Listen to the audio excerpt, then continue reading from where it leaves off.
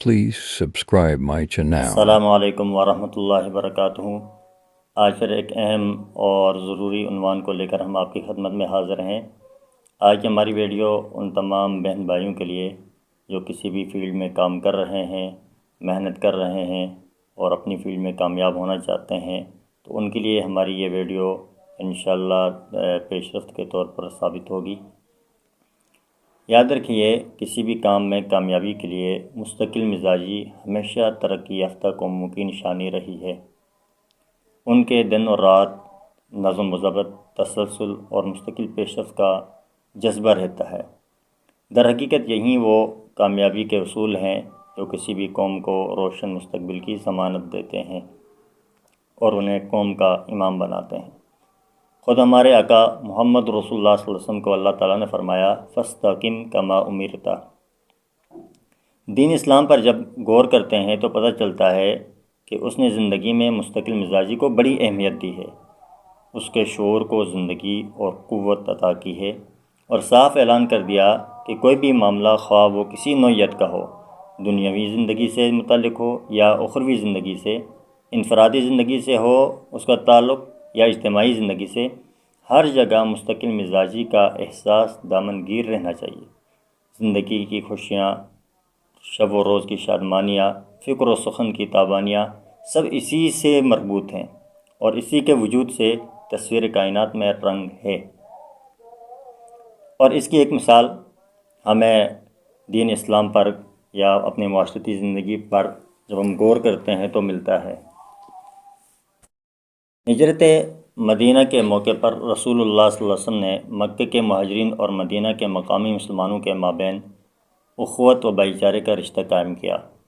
مہاجرین میں سے حضرت عبد الرحمن بن عوف رضی اللہ تعالیٰ عنہ بھی شامل تھے۔ آپ علیہ السلام نے حضرت سعد بن ربیع کو حضرت عبد الرحمن بن عوف رضی اللہ تعالیٰ عنہ کا بھائی بنایا۔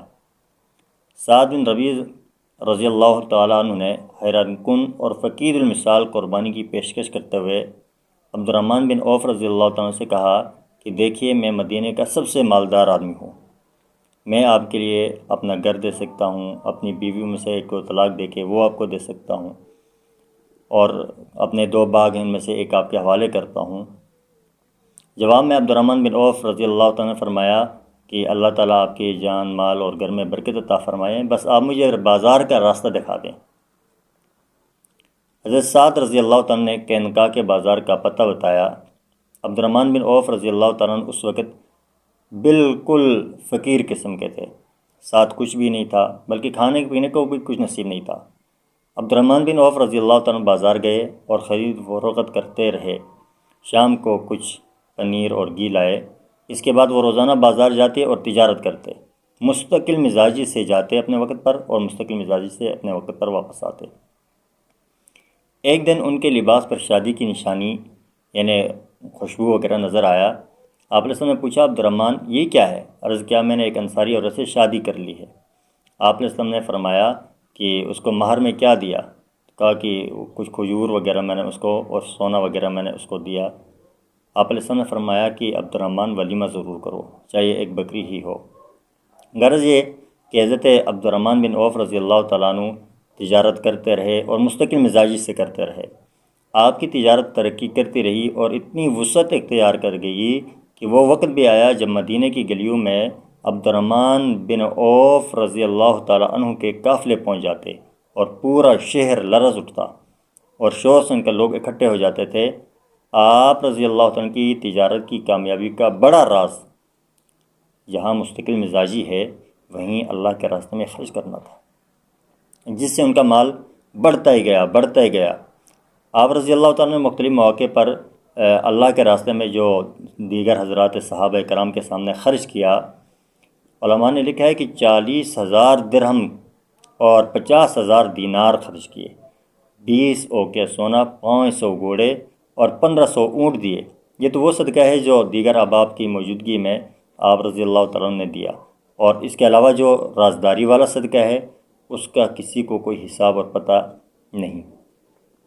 حضرت عبد الرحمن بن عوف رضی اللہ تعالیٰ عنہ کی سخاوت کے بارے میں کہا جاتا ہے کہ عبد الرحمن بن عوف کے مال سے اہل مدینہ 3 طرح فائدہ اٹھاتے رہے۔ 1/3 کو قرض حسنہ مل جاتا تھا، مدینے کے جو لوگ تھے ان کے 3 حصے تھے، ایک حصے کو قرض حسنہ مل جاتا اور ایک حصے کے جو ذمے جو قرض وغیرہ دوسروں کے ہوتے حضرت عبد الرحمن بن عوف رضی اللہ تعالیٰ عنہ ان کے وہ قرضے ادا کرتے، اور جو باقی حصہ بچتا تھا ان کو آپ اپنے عطایا وغیرہ دیتے تھے۔ غرض یہ کہ حضرت عبد الرحمن بن عوف رضی اللہ تعالیٰ عنہ کو اللہ تعالیٰ نے ان کی مستقل مزاجی اور اللہ کے راستے میں خرچ کرنے کی وجہ سے اتنا نوازا کہ جب عبد الرحمن بن عوف رضی اللہ تعالیٰ عنہ دنیا سے رخصت ہو گئے تو آپ کا جو باقی ماندہ ترکہ تھا جو اپنی اولاد کے لیے چھوڑ کے آپ رضی اللہ تعالیٰ عنہ دنیا سے رخصت ہوئے تھے، 10 کروڑ 20 لاکھ درہم نقدی چھوڑ کے چلے گئے۔ اور جو آپ کی بیویوں میں مال تقسیم ہوا، آپ کی 4 بیویاں تھیں اور ہر بیوی کے حصے میں 4 لاکھ دینار آئے تھے۔ اندازہ لگائیے کہ ایک آدمی اگر مستقل مزاجی سے کام کرے اور ایک آدمی اپنے اللہ کو خوش کر کے اللہ تعالیٰ نے جو دیا ہے اس کے راہ میں خرچ کرتے ہوئے زندگی گزارے تو اللہ تبارک تعالیٰ کیسے نوازتے ہیں کہ عبد الرحمن بن عوف رضی اللہ تعالیٰ عنہ 0 سے کام شروع کرتے ہیں اور اللہ تعالیٰ ترقی کی انتہا تک پہنچاتے ہیں۔